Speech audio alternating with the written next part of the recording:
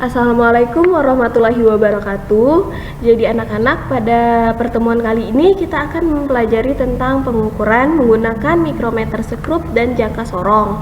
Nah, di sini pengukuran panjang. Seperti yang kita ketahui, misal kita mengukur panjang lebar kelas, misal atau panjang tiang bendera, kita bisa menggunakan alat ukur berupa meteran, atau kita mengukur panjang meja kita bisa menggunakan mistar. Tetapi di sini jika kita mengukur benda yang sangat tipis atau benda yang sangat kecil, maka kita memerlukan penelitian yang sangat teliti. Jadi di sini jangka sorong dan mikrometer sekrup adalah alat yang dapat digunakan untuk mengukur panjang sebuah benda secara sangat teliti. Misalnya di sini ada ketebalan kertas atau diameter sebuah kawat.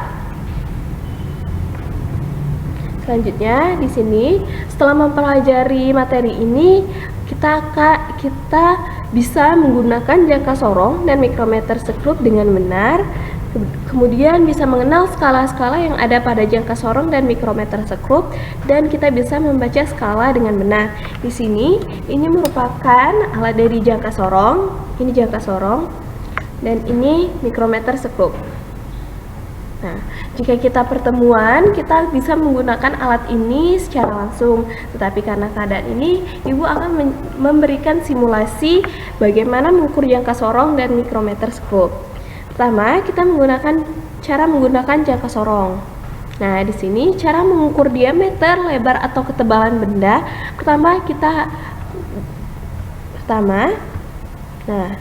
Putarlah pengunci ke kiri, pengunci itu yang terdapat di atas, kemudian buka rahang, kemudian masukkan benda ke rahang, dan jika selesai maka didorong lagi, kemudian dikunci. Oke, Ibu ulangi. Pertama, kita membuka pengunci di atas, kemudian rahangnya dibuka, kemudian masukkan benda, dan rahang bawah jangka sorong ditutup lagi dan dikunci lagi. Nah, selanjutnya di sini jangka sorong itu memiliki batas ketelitian 0,1 mm. Artinya ketepatan pengukuran dengan alat ini sampai 0,1 mm terdekat. Jadi jangka sorong ini memiliki dua macam skala, yaitu terdiri dari skala utama dan skala nonius. Nah, ini skala utama yang sedang berkedip. Nah, kemudian untuk skala nonius ini yang sedang berkedip. Jadi anak-anak sudah tahu kan? Jadi skala utama merupakan yang lurus di sini, skala utama lurus, dan skala nonius yang atas dan bawah ini. Selanjutnya, cara membaca skala. Nah, di sini kita harus melihat dulu skala utama. Jadi di sini skala utama dari jangka sorong ini, pertama kita harus lihat dia stop di sini. Skala utamanya stop di sini. Jadi di sini 4. Karena ini sudah melewati 4 berarti 4,1, 4,2, 4,3, 4,4, 4,5, 4,6, dan 4,7. Jadi skala utamanya sebesar 4,7 cm. Nah, untuk melihat skala nonius di sini, karena ini di bawah skala nonius, jadi kita harus melihat skala nonius yang berhimpitan langsung dengan skala utama, atau skala nonius yang tegak lurus dengan skala utama. Jadi di sini garis di bawah ini kita harus melihat dia yang tegak lurus, yang sangat lurus dengan skala utama. Jadi di sini ada yang garis yang sangat lurus, yaitu 4. Nah, di sini tadi karena ketelitian dari jangka sorong ini sebesar 0,1 mm, jadi kita 4 ini dikalikan dengan 0,1 mm. Jadi hasilnya 0,4 cm. Karena di sini skala utama yang kita gunakan sebesar 4,7 cm, maka skala nonius juga kita ubah dari 0,4 mm menjadi 0,04 cm. Nah, karena minggu kemarin kita sudah belajar perubahan satuan, jadi kita sudah paham ya. Jadi tadi skala utama 4,7 cm, kemudian skala nonius sebesar 0,04 cm, kemudian dua skala tersebut ditambah dan menghasilkan sebesar 0,74 cm. Nah, Kemudian ini untuk latihan input skala. Coba kita masukkan data. Kita geser dulu rahangnya.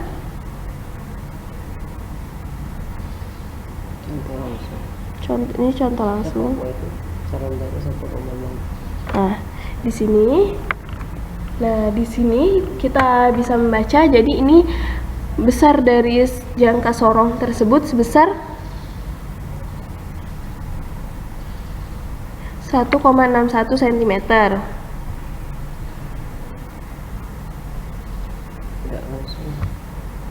Tes. Nah, di sini kita coba mengukur skala. Nah, di sini dari hasil ini kita melihat berapa angka yang ditunjukkan dari jangka sorong. Misal di sini Ibu memasukkan 2,1 cm. Apakah hasil ini benar? Salah. Jadi yang tepat di sini adalah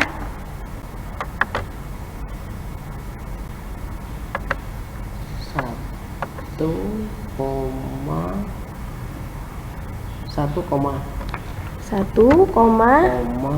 yang garis yang pas ketemu ini, lurus. Ini Bu.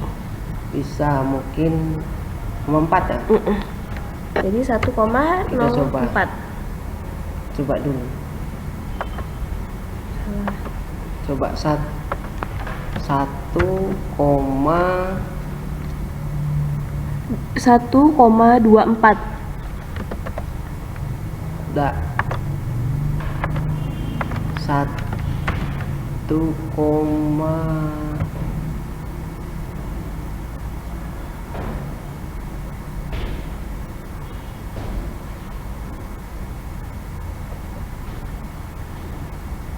Tigo, coba 0,3 coba. Yang pas.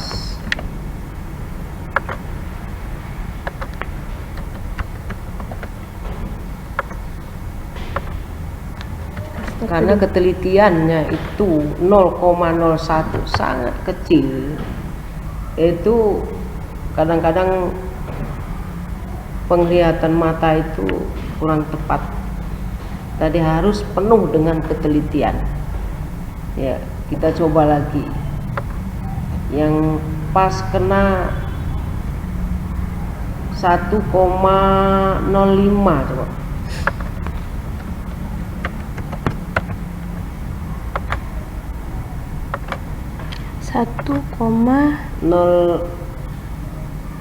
Yang pas ketemu garis 2 1,20.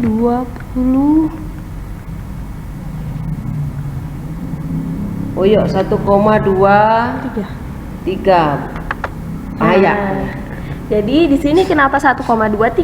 Karena di sini skala utama kita sudah melewati 1 dan kita coba lihat.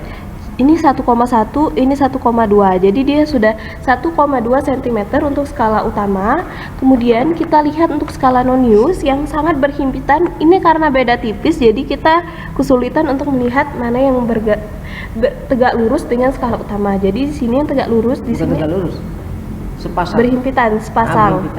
Jadi di sini 3 ini berhimpitan dengan skala utama. Jadi seperti rumus yang tadi, 1,2 skala utama ditambahkan dengan 0,03 skala nonius. Jadi hasil yang didapatkan sebesar 1,23 cm. Nah, lanjut untuk mikrometer sekrup. Sini mikrometer sekrup. Jadi mikrometer sekrup ini memiliki ketelitian 10 kali lebih teliti daripada jangka sorong. Kenapa? Karena jangka sorong tadi tingkat ketelitiannya itu 0,1 mm, sedangkan mikrometer sekrup ini ketelitiannya mencapai 0,01 mm. Jadi mikrometer sekrup ini terdiri dari poros tetap. Lihat yang bertanda merah, ini poros tetap, ini poros geser atau poros putar, kemudian ini skala utama, ini skala nonius, ini pemutar, dan ini pengunci. Kemudian mikrometer sekrup ini bisa digunakan untuk mengukur ketebalan suatu benda, misalnya tebal kertas.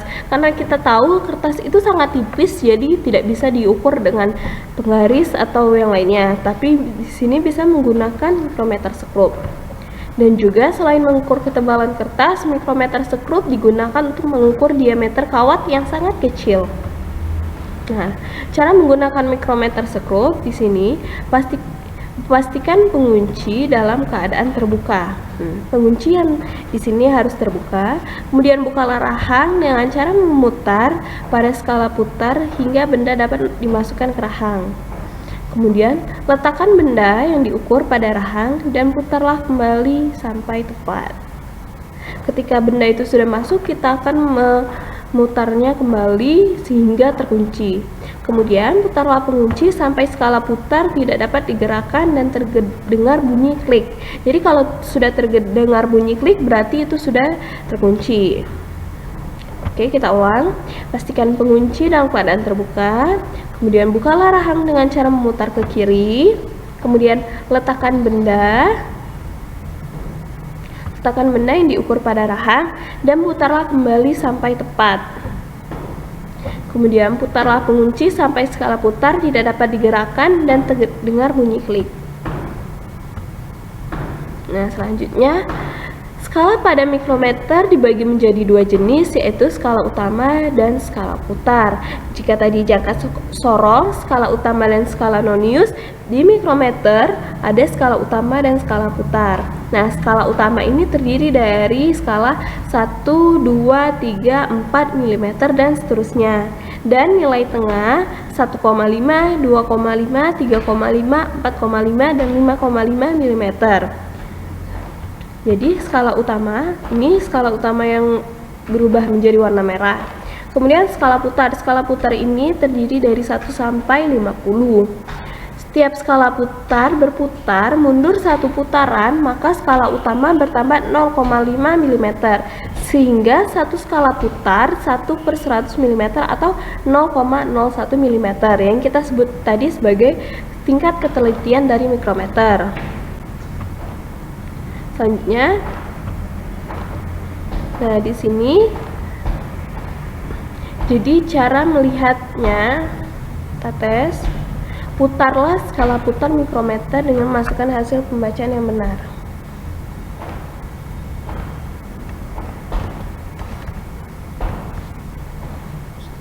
Nah, jadi di sini, ini yang tadi ya. Jadi di sini skala utamanya kita coba ya. Misal ibu masukkan 9,45. Bu ya, 9,47. Nah, tepat. Sini kenapa 9,47? Karena skala utama kita lihat, skala utama ini sudah melewati 9. Jadi skala utama kita pegang dulu sebagai 9 mm. Nah, untuk skala putar di sini karena ini 45, kita tidak bisa menuliskan itu 45 karena garis yang tepat lurus dengan skala utama ini bukan 45, tapi kita tambah 45, 46, 47.